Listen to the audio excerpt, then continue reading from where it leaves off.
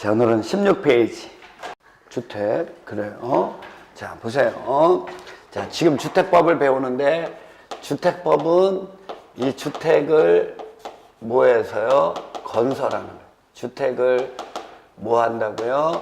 건설해서. 건설한 주택을 국민들에게 공급해 주는 거예요. 주택을 국민들에게 뭐 해준다고요? 공급해 주기 위해서 만들어진 법이에요. 그러다 보니까 이제 우리는 이 건설이라는 개념을 좀 잘 학습을 해야 돼요. 주택을 건설하는 거하고 우리가 뭐를 비교해야 되냐면 건축물을 건축하는 거하고 비교를 해야 돼요. 건축물을 건축한다고 얘기하고 주택은 건설한다라고 얘기합니다. 그러면 건설이라는 게 뭐냐면 이런 얘기예요. 보세요. 건설이라는 거는 일단 넓은 토지에 일단의 토지에다가 주택을 집단적으로 신축하는 걸 얘기해요. 집단적으로 신축을 합니다. 이렇게 주택을 집단적으로 신축을 해요. 그리고 나서 여기에 있는 사람들이 이 안에서 생활을 하는데, 주거 생활을 하는데 불편하면 안 되니까 생활을 위해서, 편리한 생활을 하기 위해서 꼭 갖춰줘야 되는 시설이 부대시설이고, 그 다음에 기초적인 생활을 하기 위해서 편리한 시설, 딸린 시설이 부대시설이고, 여기 입주한 사람들의 생활 복리를 위한 공동시설도 설치를 해줘야 돼요. 그걸 뭐라고 하냐면 복리시설이라고 얘기를 합니다. 따라서 얘는 건축물을 단순히 건축하는 게 아니라 건설하는 거기 때문에 건축 허가를 받으면 안 되고요. 뭘 받으라는 거예요? 사업계획 승인. 이거예요.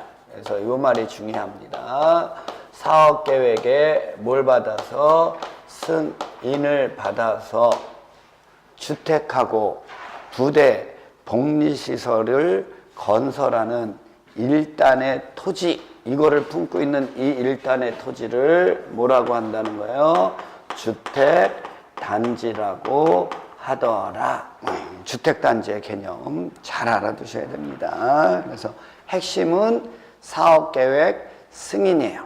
사업계획 승인을 받아서 주택가, 부대시설 및 복리시설을 건설하거나 이 주택가, 부대, 복리시설을 건설하기 위해서 대지를 조성하는 거 있죠? 조성된 일단의 토지를 뭐라고 한다는 거예요?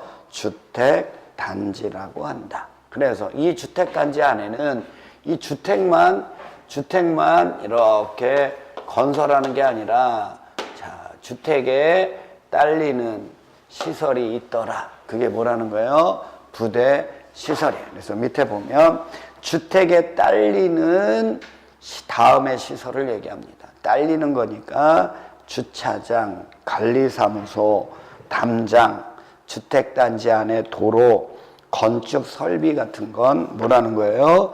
부대 시설이고, 또 여기에 있는 사람들이 생활하는데 입주한 사람들의 생활 복리를 위한 공동시설을 뭐라고 한다는 거예요? 복리시설이라고 한다는 거예요. 그래서 입주자 등의 생활 복리를 위한 공동시설 역할을 하는 게 뭐라는 거예요?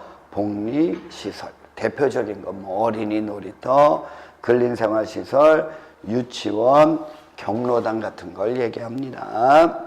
자, 근데 이 주택단지가 상당히 커요.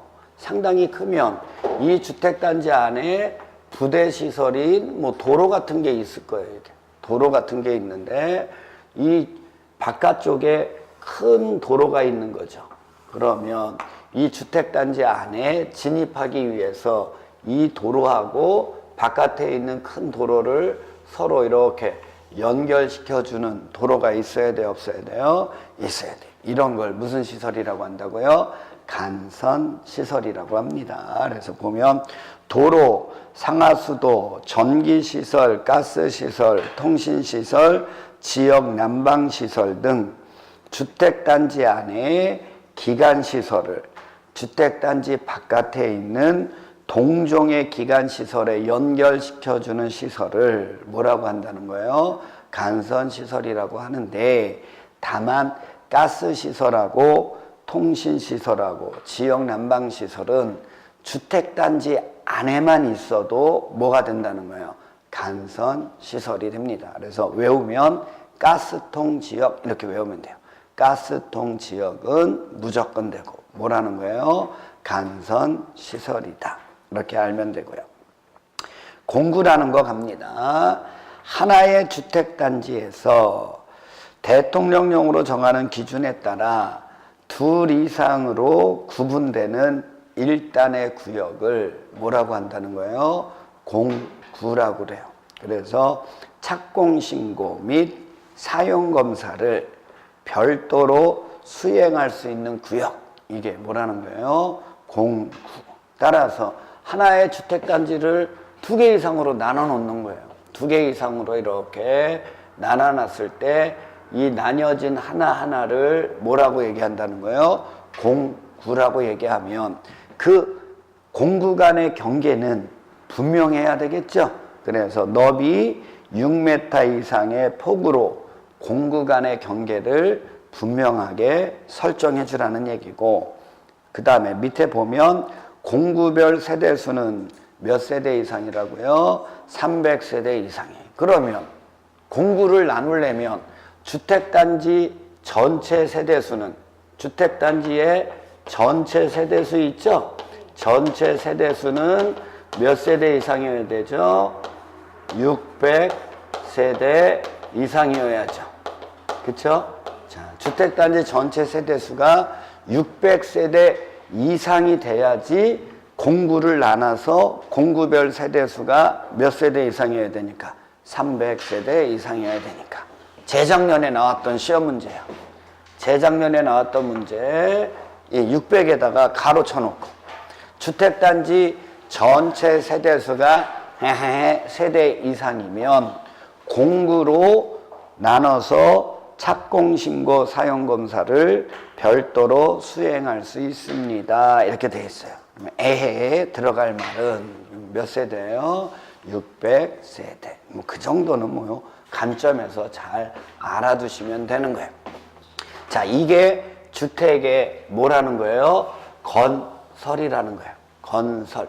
지금까지 배운 건 주택을 건설하는 걸 배운 거예요. 건설이란 주택단지 안에 집단적으로 주택을 짓고 그 안에 부대시설, 복리시설을 설치해 주는 걸 뭐라고 얘기한다는 거예요? 건설이라고 얘기한다는 거예요. 근데 이 건설하고 꼭 비교해야 할 게 하나 있어요.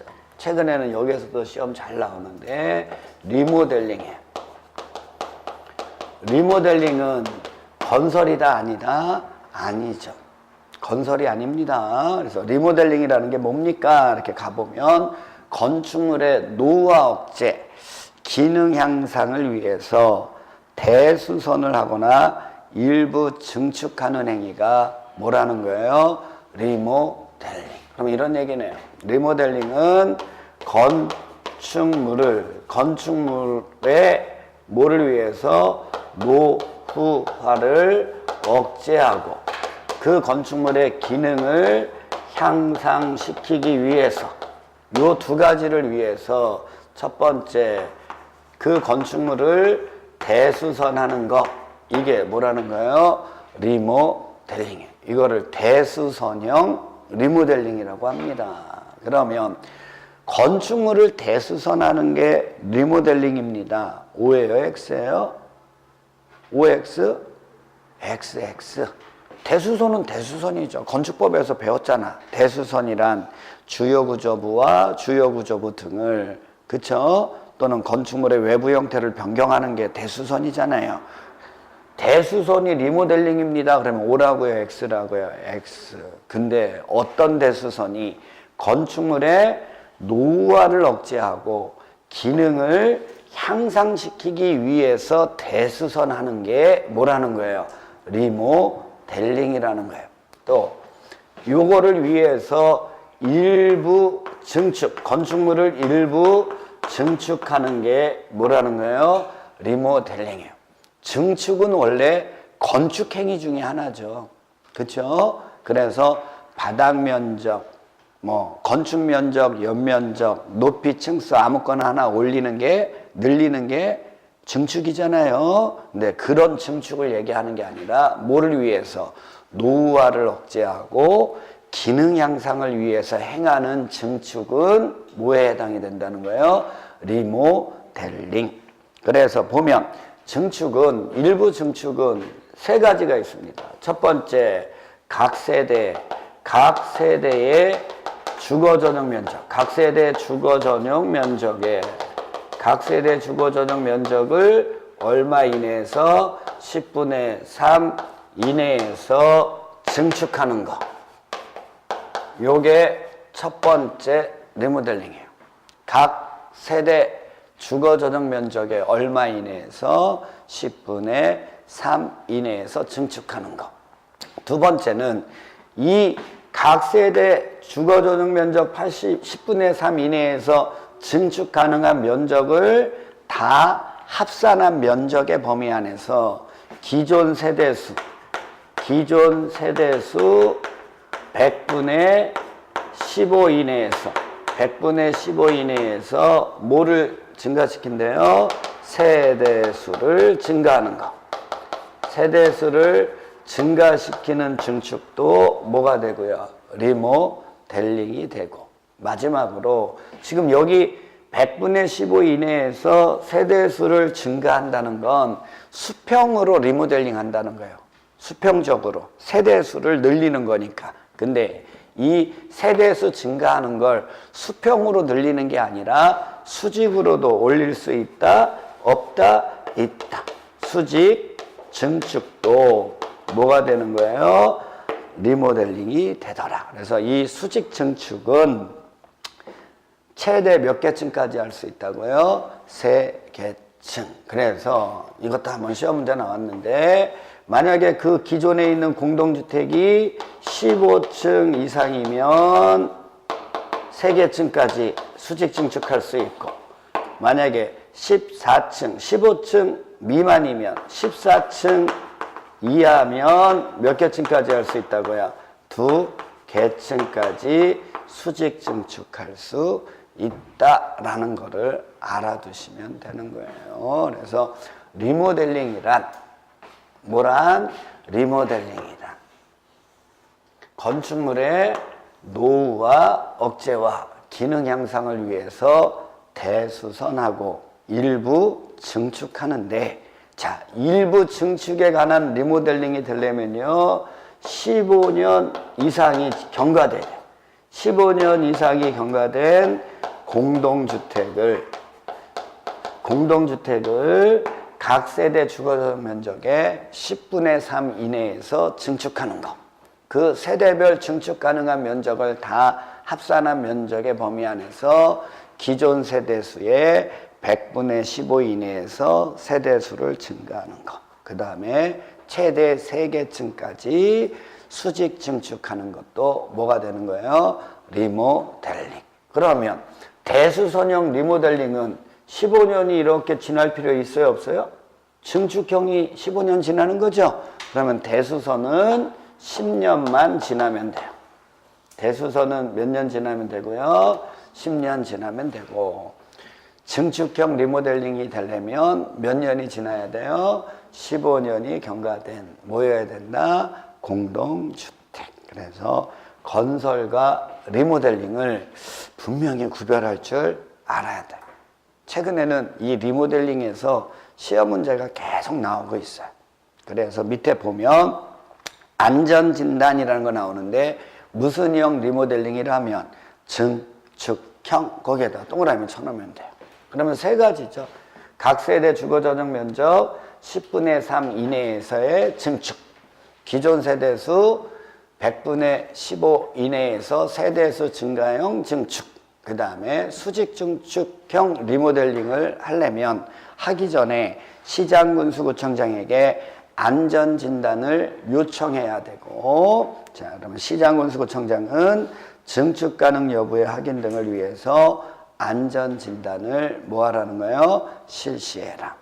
그 다음에 작년에 시험 문제 나온 건 5번이에요.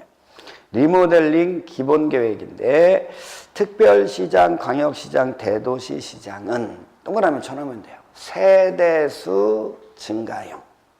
세대수 증가형 리모델링에 따른 도시 가밀이나 인구의 일시 집중 등을 관리하기 위해서 기본계획을 몇 년 단위로 수립하라고요? 10년 단위로 수립하고 몇 년마다 타당성 검토하라고요? 5년마다 타당성 검토하는 거예요. 공법에서 타당성 검토는 항상 5년마다요. 타당성 검토를 한다 그러면 항상 몇 년마다 한다고요? 5년마다. 왜요? 타당성 검토. 몇 글자니까. 그래서 타당성 검토를 해야 한다 그러면 무조건 되고 몇 년마다 한다고요? 5년마다 해요. 됐죠? 그래서 여기에서 우리가 신경 쓸 거는 리모델링 안전진단은 증축형이면 다 안전진단을 해야 돼요. 맞죠? 근데 리모델링 기본계획은 여기서부터 수립한다는 거예요. 왜요? 세대수가 증가됐다는 얘기는 기존에 살고 있는 사람들보다 더 많은 사람들이 거기에 들어와서 산다는 얘기잖아요. 그러니까 과밀이나 인구의 일시적인 집중 등을 관리해 줘야 될 필요가 있는 것은 어디서부터라는 거예요? 세대수 증가형 리모델링부터다라는 거를 알아두시면 되는 거예요. 그렇죠? 그래서 최근 한 3년간 계속 요 리모델링에 대해서 시험 문제가 나왔어요. 그러니까 잘 구별해 주시면 되겠습니다. 자, 리모델링 좀 있으면 또 알게 돼요. 좋아요. 자, 이제 이러한 용어를 갖고서 이제 공부하는데, 그죠? 주택을 건설하는 거예요. 주택을 건설을 하려면 뭘 받으라는 거예요? 건축 허가를 받는 게 아니라 뭘 받아라? 사업계획 승인을 받아서 주택 건설을 해서 건설한 주택을 뭐 해주라는 거예요? 국민들에게 공급해줘라. 맞아요? 그래서 이러한 주택을 건설해서 국민들에게 팔아먹는 사업을 하는 자, 그래서 그들을 뭐라고 부르냐면 사업주체라고 얘기를 해요. 그들을 그렇게 할 수 있는 자들을 뭐라고 한다고요? 사업주체. 즉 다른 얘기로 하면 사업계획 승인을 받아서 주택건설 사업이나 대지조성 사업을 시행할 수 있는 자를 뭐라고 한다는 거예요? 사업주체. 갑니다. 첫 번째, 등록사업자. 제일 중요해요. 등록사업자. 무슨 사업자요? 등록사업자. 이 자는 뭐를 해야지 사업주체가 될 수 있다? 등록을 해야지 사업주체가 될 수 있는 자. 등록사업자. 그래서 연간 동그라미 쳐놓고 연간 단독주택이라면 20호 이상, 공동주택이라면 20세대 이상, 도시형 생활주택이라면 30세대 이상의 주택건설 사업을 시행하려는 자, 또는 연간 동그라미 쳐놓고 연간 10,000제곱미터 이상의 대지조성 사업을 시행하려는 자는 누구에게 등록하라는 거예요? 국토교통부 장관에게 등록하라는 거예요. 얘는 정책적인 법이기 때문에 누구에게 등록해요? 국장에게 등록한다 라는 거를 하나 알아두시면 되겠어요. 그러면 국장은 뭐 아무에게나 등록 신청한다고 다 등록을 내주면 되겠어요? 안 되겠어요? 안 되겠어요. 그러면 어떤 자에게 등록을 해줘야 돼요? 연간 20호 20세대 이상의 주택건설 사업을 시행할 능력이 있는 자, 연간 10,000제곱미터 이상의 대지조성 사업을 시행하고자 하는 능력이 있는 자가 신청을 했을 때 등록을 해줘야 되는 거죠. 따라서 이 등록사업자는 일정한 요건을 갖춰야 돼요. 그러면 이러한 사업들을 하려면 없어요? 거기에 없어. 자, 이러한 사업들을 하려면 돈이 있어야 돼요? 없어야 돼요? 있어야 돼요. 그래서 법인이라면 등록 사업자가 등록을 받고자 하는 자가 누구라면 법인이라면 자본금이 3억 원 이상 있어야 되고요. 법인이 아니라 개인이라면 자산평가액 6억 원 있어야 돼요. 그 다음에 주택건설 사업하려면 건축 분야 기술자 있어야죠. 대지조성 사업하려면 토목 분야 기술자 있어야죠. 각각 1인 이상 있어야 되고요. 그 다음에 22제곱미터 이상의 사무실 하나 갖추고 있어야 돼요. 무슨 얘기인지 아시겠어요? 그거 외우려고 하지 말고. 이거 보면은 뭐 뻔히 아는 거 아니에요. 그쵸? 연간 20호, 20세대 이상의 주택건설 사업하거나 연간 10,000제곱미터 이상의 대지조성 사업을 할 수 있는 능력이 있어야지 등록해 줄 수 있다. 됐나요? 자, 근데 밑에 보면 다만 다음의 경우에는 그러하지 아니하다. 즉 연간 20호, 20세대 이상, 연간 10,000 이상의 대지조성 사업을 시행하고자 하는 자라 하더라도 등록하지 않고도 이러한 사업들을 할 수 있는 자들이 있다 없다? 있다. 그래서 첫 번째가 공적 사업주체. 공적 사업주체라고 하면 국가, 지자체, 행정주체뿐만이 아니라 국가의 감독을 받는 한국토지주택공사, 지자체의 감독을 받는 누구까지? 지방공사까지 합쳐서 뭐라고 불러요? 공적사업주체. 이건 한 10번 얘기해 준 것 같아요. 그쵸? 이자들은 등록한다 안 한다? 안 해요. 그 다음에 더 중요한 게 2번인데 주택조합이에요. 주택조합은 공적인 자도 아닌데 얘는 등록한다 안 한다? 안 해요. 단 등록사업자와 공동으로 주택건설 사업을 하는 주택조합이라면 등록할 필요가 있다 없다? 없다. 그 다음에 근로자를 고용하는 자도 등록하지 않아도 돼요. 근데 이 경우도 역시 등록사업자와 공동으로 주택건설 사업을 시행하는 고용자만 해당이 된다는 거 알아두시면 돼요. 그래서 사업주체를 크게 두 가지로 나누면 등록사업자가 있고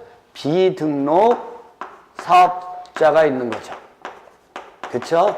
네, 그래서 일반적으로는 다 뭐를 해야 되는데 등록을 해야 되는데 공적사업주체나 주택조합이나 고용자는 등록한다 안 한다? 안 해도 사업주체가 될 수 있다. 아무것도 아닌데 시험 문제 잘 나와요. 근데 틀린다? 얼마나 웃긴지 몰라요. 한국토지주택공사가 주택건설 사업을 하고자 할 때는 국토교통부 장관으로부터 등록을 하여야 한다. O예요, X예요? X. 그러면 한마디로 얘기하면 우리가 이렇게 배웠을 때 등록사업자는 등록해야 되는 사람은 등록사업자밖에 없고 나머지 사업주체는 등록한다 안 한다? 그게 등록사업자, 비등록사업주체 이렇게 나눈 의미가 있는 거죠? 그거를 잘 판단하시면 되겠어요. 자, 이번에는 주택조합입니다. 주택조합 되게 중요한데 주택조합은 등록한다고 그랬어요? 안 한다고 그랬어요? 안 한다고 그랬죠? 그러니까 얘는 특수한 사업주체예요. 특수사업주체인데 등록하지 않고도 주택건설 사업을 할 수 있는 특수사업주체입니다. 그래서 주택조합 보면 많은 수의 구성원이 주택을 마련하거나 마련에 동그라미 치시고 리모델링 거기에 밑줄 쫙 거놓으시고요. 많은 수의 구성원이 주택을 마련하거나 리모델링하기 위해서 결성하는 다음에 세 가지 조합이 주택조합입니다. 첫 번째는 지역. 지역은 동일한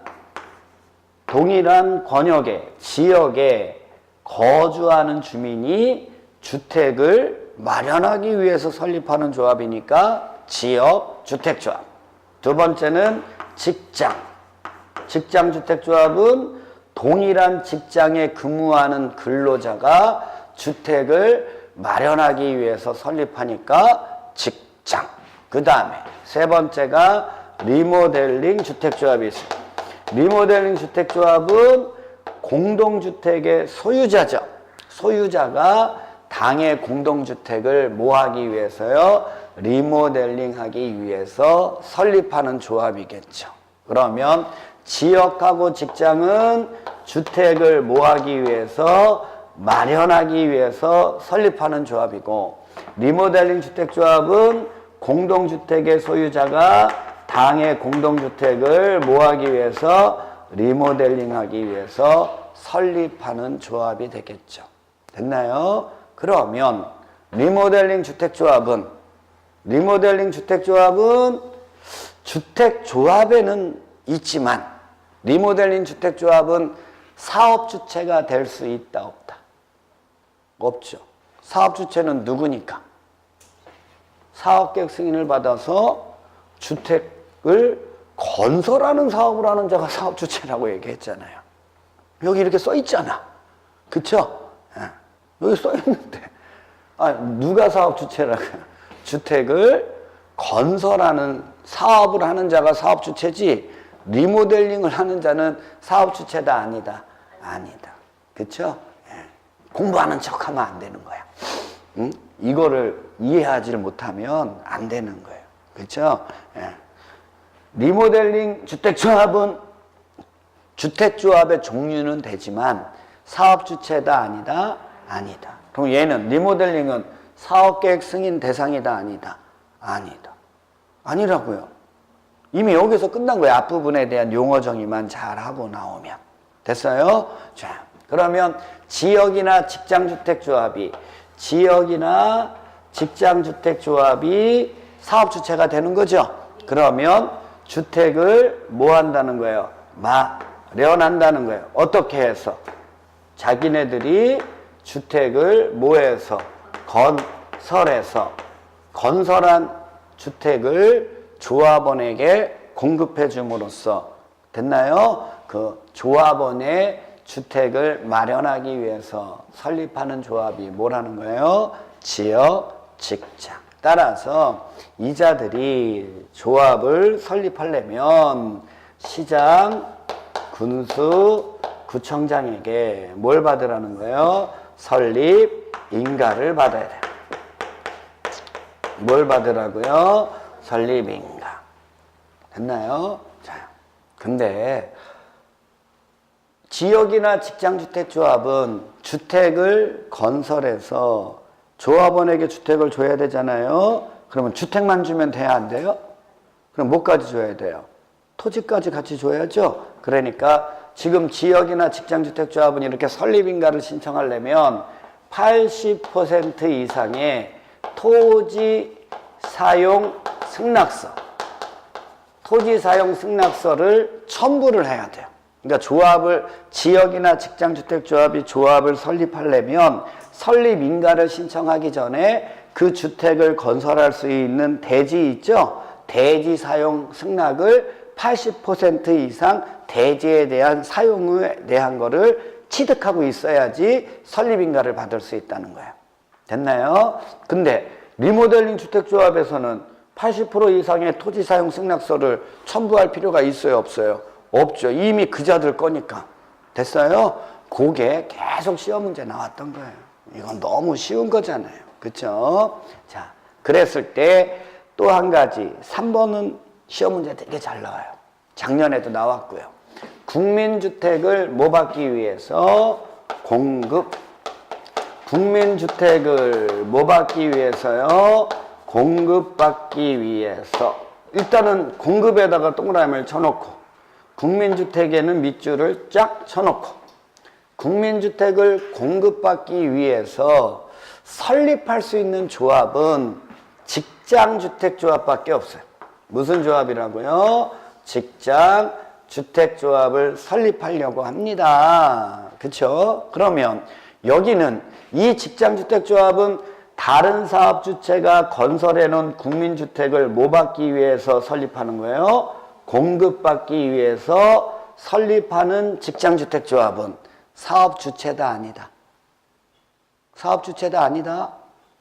뭐가 사업주체? 사업주체는 뭐 해야 된다고? 잠깐 여기 이거를 이해 못하면 안 된다니까. 지금 됐어요? 사업주체는 누구냐라니까요. 계속 얘기해 주잖아요. 사업계획 승인을 받아서 주택 건설 사업하는 자 또는 주택을 건설하기 위한 대지를 조성하는 사업을 하는 자가 사업주체인 거지. 됐어요? 이 주택을 공급받기 위한 자가 사업주체가 될 수 있다 없다? 리모델링 하는 자가 사업주체가 될 수 있다 없다? 없다. 그거 계속 얘기하는 거잖아요. 무슨 얘기인지 아시겠어요? 그러면 국민주택을 공급받기 위해서 설립하는 직장주택조합은 사업주체다 아니다? 아니다. 따라서 얘는 설립인가를 받는 게 아니라 시장군수구청장에게 뭐만 하라고요?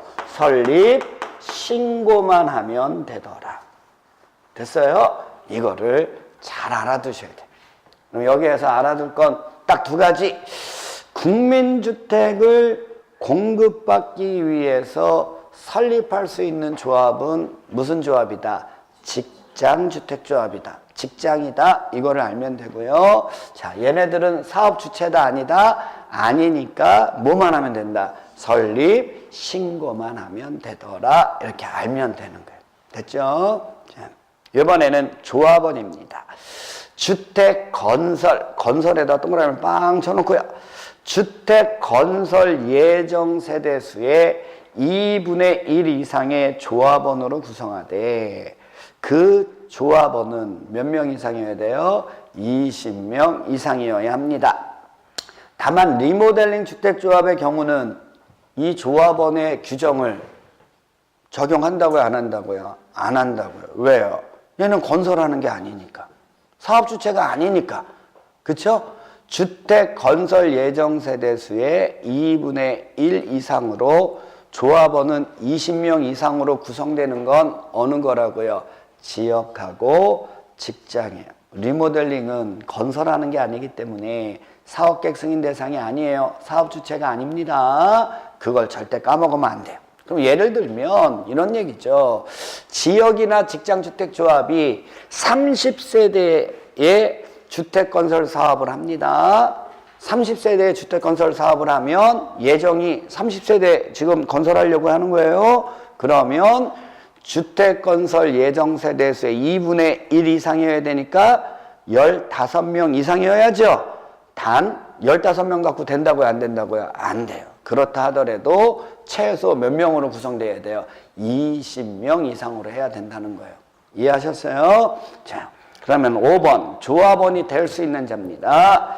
지역주택조합이에요.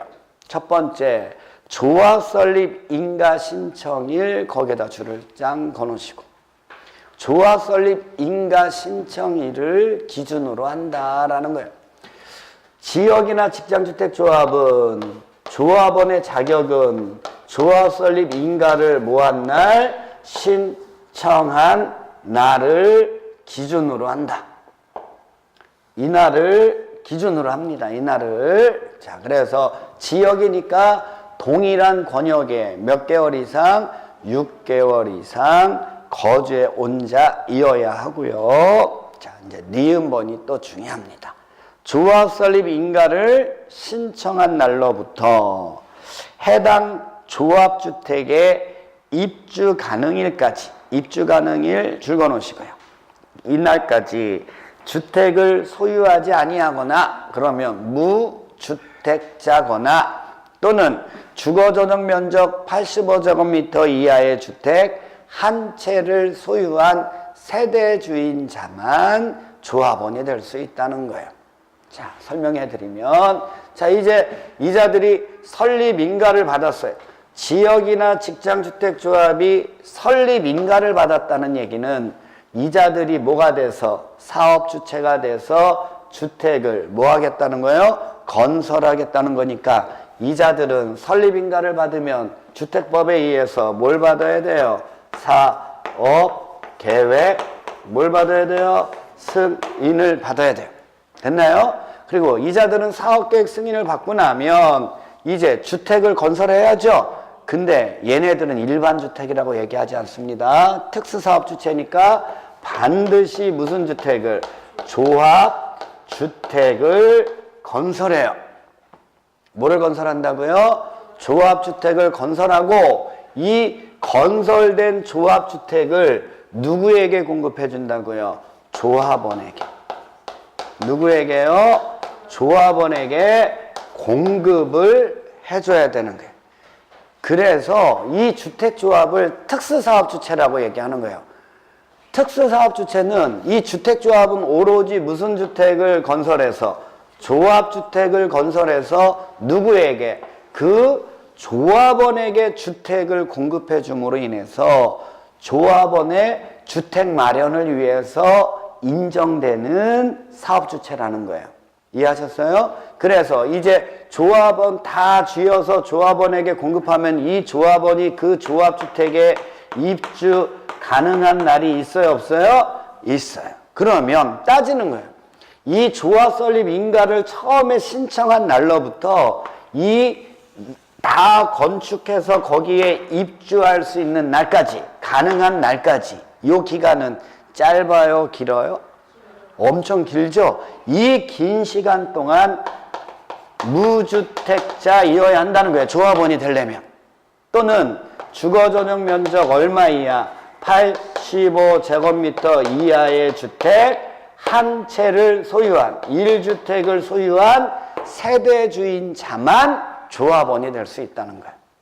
이해하셨어요? 자, 그 다음에요. 직장주택조합도 똑같겠죠? 직장주택조합도 설립인가 신청일을 기준으로 해서 동일한 직장에 근무하고 있어야 되고요. 그날로부터 조합주택에 언제까지? 입주 가능한 날까지 무주택자이거나 주거전용 면적 85제곱미터 이하의 주택 한 채를 소유한 세대주인자만 조합원이 될 수 있어요. 단 이거죠, 여러분. 국민주택을 뭐 받기 위해서? 공급받기 위해서 직장주택조합 설립할 수 있다, 없다? 있다. 그럼 이자들은 사업주체다, 아니다? 아니다. 건설하는 거 아니죠? 그러니까 이럴 때는 이 설립신고한 직장주택조합은요, 반드시 무주택자만 조합원이 될 수 있다는 거 알아두셔야 돼요. 됐나요? 설립신고한 직장주택조합의 조합원은 누구만 될 수 있다고요? 무주택자. 잘 비교해서 알아두시면 되겠습니다. 자, 이번에는 6번이에요. 지역 직장주택조합원의 교체 신규 가입이에요. 원칙, 설립, 인가를 받은 후 거기다 줄을 짱 거놓으시고, 설립 인가를 받은 후에는 해당 조합원을 교체하거나 신규로 가입하게 할 수 있다, 없다? 없다. 이런 얘기죠. 지역이나 직장주택조합은 설립 인가를 신청한 날로부터 입주 가능한 날까지 이러한 요건을 갖추고 있는 자이어야 하는 거 아닙니까? 그래, 안 그래요? 따라서 이러한 요건을 갖춘 자를 엄격하게 심사해서 조합원으로 받아들여서 조합 설립 인가를 받았다라는 얘기죠. 그러면 그 자만 조합원이 돼야지. 됐어요? 그런 자가 아닌 자가 조합원이 되면 된다, 안 된다? 안 돼요. 그래서 설립 인가를 받으면 원칙적으로 조합원을 교체하거나 새로운 자를 조합원으로 받아들일 수 있다, 없다? 없다라는 제약을 두는 거예요. 이해하셨어요? 근데 2번 중요합니다. 2번, 니은번. 사업계획 승인 이후라면, 거기다 또 줄을 그어보세요. 사업계획 승인 이후에 입주자로 선정된 지위가 양도증여 판결 등으로 뭐 되면요? 변경이 되면 조합원을 예외적으로 교체할 수 있다, 없다? 있다. 됐어요? 그럼 이 얘기네요. 정리하면 설립 인가를 받은 후부터 됐나요? 뭘 받을 때까지? 사업계획 승인을 받을 때까지는 조합원을 원칙적으로 교체하거나 신규로 가입하게 할 수 있다, 없다? 없다. 그 얘기는 설립인가를 받은 날로부터 사업계획 승인을 받을 때까지 요 사이에는 조합원의 지위를 팔아먹을 수 있다 없다? 없다. 산자도 조합원이 된다 안 된다? 안 된다. 이런 얘기예요. 그러면 그거를 팔려면 뭘 받고 나야지? 사업계획 승인 받고 나면 조합원의 지위를 팔아먹을 수 있다 없다? 있다. 이해하셨어요? 이해했냐고요? 예. 만약에 예를 들어서 선미가 지역주택 조합원이에요. 선미가 지역주택 조합원이 됐어요. 우리 흔해요. 지역주택 조합 만들어서 아파트 건설하는 거 주변에서 많이 보실 거예요. 근데 얘가 지역주택 조합원이에요. 그래서 설립 인가를 받았어요. 됐나요? 그래서 제가 선미 찾아와서 야, 너 그거 지금까지 돈 어느 정도 냈냐? 그랬더니 2천만 원 정도 냈대요. 그래? 그러면 내가 너 2,500 줄 테니까 나한테 팔아. 선미가 마음이 막 흔들립니다. 500만 원 이익 보는데 팔까 말까, 팔까 말까. 그래요. 그래도 500 더 준다니까 제가 팔을게요. 팔았어요. 아직 사업계획 승인 안 받았는데. 됐어요? 그거를 제가 산들 조합원의 지위를 가질 수가 있어요? 없어요? 없어요. 꽝이에요. 게임 끝난 거예요. 무슨 얘기인지 아시겠어요? 이해 가요, 안 가요? 이거 해서 걸리잖아요. 근데 이거를 서류를 꾸며서 이렇게 했어요. 걸리면 쟤도 3년 이하의 징역, 3천만 원 이하의 벌금형. 저도 3년 이하의 징역, 3천만 원 이하의 벌금형을 처하게 돼요. 그러니까 이거 잘 알아둬야 돼요. 그래서 이제 그 선미가 갖고 있는 게 사업계획 뭘 받았다고요? 승인을 받았어요. 그러면 이제 제가 또 선미한테 야, 너 그 2천 줬다고 그랬잖아. 2,500에 내가 살게. 나한테 팔아. 그랬더니 얘가 팔아요? 안 팔아요? 안 팔아요. 됐어요? 인기가 좋아갖고. 그럼 야, 그러면 3천만 원 줄게. 팔아. 알았어요. 그래서 3천만 원 주고 저한테 팔았어요. 근데 문제는 이거예요. 저는 주택이 되게 많아요. 됐어요? 그럼 제가 그거를 제가 판다고 해도 선미가 판다고 해도 제가 살 수 있어요? 없어요? 저는 사봤자 이런 요건을 갖추지 않은 사람이면 그걸 사봤자 조합원이 될 수 있어요? 없어요? 없어요. 사고 파는 자들도 다 이런 요건을 갖추고 있어야 되는 거예요. 무슨 얘기인지 아시겠어요? 요 부분을 자꾸만 얘기해 주는 건 여러분들이 나중에 가서 중개 업무 같은 거 할 때요. 이거 잘못 알아갖고 이거 적용하지 못해서 엉뚱하게 중개하면 꽉 나요. 무슨 얘기인지 아시겠어요? 잘 좀 알아두셔야 돼요. 그럼 여기 한번 보세요. 설립인가를 받았죠? 그러면 사업계획 승인을 신청해야 되잖아요. 원래는 2년 안에 사업계획 승인을 신청해야 돼요. 몇 년 안에? 2년 안에. 설립인가 받은 날로부터 2년 안에 사업계획 승인을 신청해야 돼요. 근데 보세요. 이거 여쭙고 배웠으니까. 그러면 조합이 지역주택조합이나 직장주택조합이 설립인가를 받았어요. 그러면 조합원들은 빨리 사업계획 승인을 신청하라고 할까요? 아니면 2년 다 채워서 사업계획 승인 신청하라고 할까요? 빨리 하라고 하죠. 왜요? 사업계획 승인 받으면 팔아먹을 수 있으니까. 피를 받고. 무슨 얘기인지 아시겠어요? 그러니까 2년 안에 사업계획 승인을 신청하라고 하면 조합원들은 여건이 되면 되도록이면 빨리 사업계획 승인을 받으려고 한다는 거예요. 이해하셨어요? 근데 이자들이 2년 안에 사업계획 승인을 신청해야 안 해요? 안 하면 설립인가 내준 걸 취소하여야 한다? 취소할 수 있다? 할 수 있다. 여기는 무조건 되고 재량이죠. 그거는 뭐 얘네들의 능력이니까. 무슨 얘기인지 아시겠어요? 그래서 주택법은 항상 재량이다라는 걸 알고 계시면 되는 거예요. 됐어요? 그 정도에서 정리해주면 비교를 한번 해보죠. 주택조합이라는 걸 왜 여러분들이 이런 것들을 공부해야 되는지. 일반적으로 주택법에서 사업주체 그러면요. 등록사업자를 얘기해요.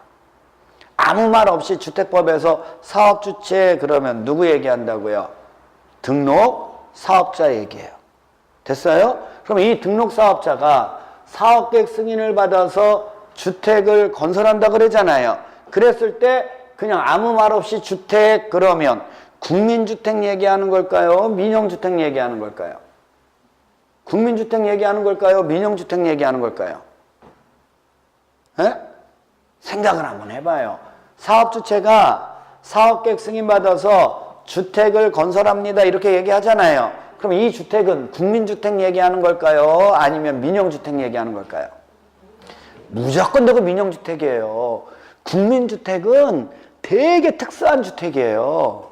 됐어요? 예, 공적사업주체가 건설하거나 또는 주택도시기금의 지원을 받아서 건설 개량되는 주거전용 면적이 85제곱미터 이하인 주택이 국민주택이고 이 국민주택을 제외한 주택이 다 무슨 주택이라는 거예요? 민영주택이에요. 그러니까 일반적으로 주택 그러면 민영주택을 얘기하는 거고 국민주택이라는 아주 특수한 주택을 얘기하려면 꼭 국민주택이라는 얘기를 해야 되는 거예요. 이해하셨어요? 그래서 사업주체도 마찬가지예요. 사업주체도 일반적으로 그냥 아무 말 없이 사업주체 그러면 등록해야지 사업을 할 수 있는 등록사업자를 얘기하는 거예요. 등록하지 않아도 되는 사업주체들은 꼭 그 사람의 이름을 써줘야 되는 거예요. 공적사업주체입니다. 주택조합입니다. 이런 말을 써줘야 되는 거예요. 이해하셨어요? 그러면 보세요. 등록사업자가 사업계획 승인을 받아서 주택을 건설하면 이 등록사업자는 그 주택을 뭐 해줘야 돼요? 공급, 누구한테요? 불특정 다수의 국민들에게. 됐어요? 이게 주택법에서 얘기하는 일반적인 논리란 말이에요. 이해하셨어요? 근데 주택조합은 민영주택을 짓는다고요? 아, 그게 민영주택일 수도 있고 그게 국민주택일 수도 있어요. 하지만 걔네들은 일반주택이라고 얘기하지 않고 반드시 무슨 주택이라고 한다는 거예요? 조합주택이라고 얘기를 하고 그 조합주택은 일반 불특정 다수의 국민에게 공급해 주는 게 아니라 꼭 누구에게만 그 조합원에게만 공급해 준다. 그래서 이 주택조합이 특수사업주체가 되는 거예요. 이해하셨어요? 주택조합은 조합주택을 건설해서 조합원에게 공급해 줌으로 인해서 그 조합원이 주택을 마련하기 위해서 설립하는 인정하는 주택법상 특수사업주체란 말이에요. 그러면 주택조합과 관련된 건 이렇게 하나 이렇게 딱 나오죠? 그럼 얘는 별도로 이렇게만 운영하는 거고 이제 앞으로 우리가 배울 거는 일반적인 이거를 공부할 거라는 거예요. 무슨 얘기인지 아시겠어요? 그래서 주택조합은 항상 한 문제 내지 두 문제는 여기에서 시험 문제 나오니까 주택조합 좀 잘 알아두라고요. 이해하셨어요? 그래요. 여기까지 하고 사용검사부터는 잠깐 사업계획 승인부터는 잠깐 쉬었다 할게요.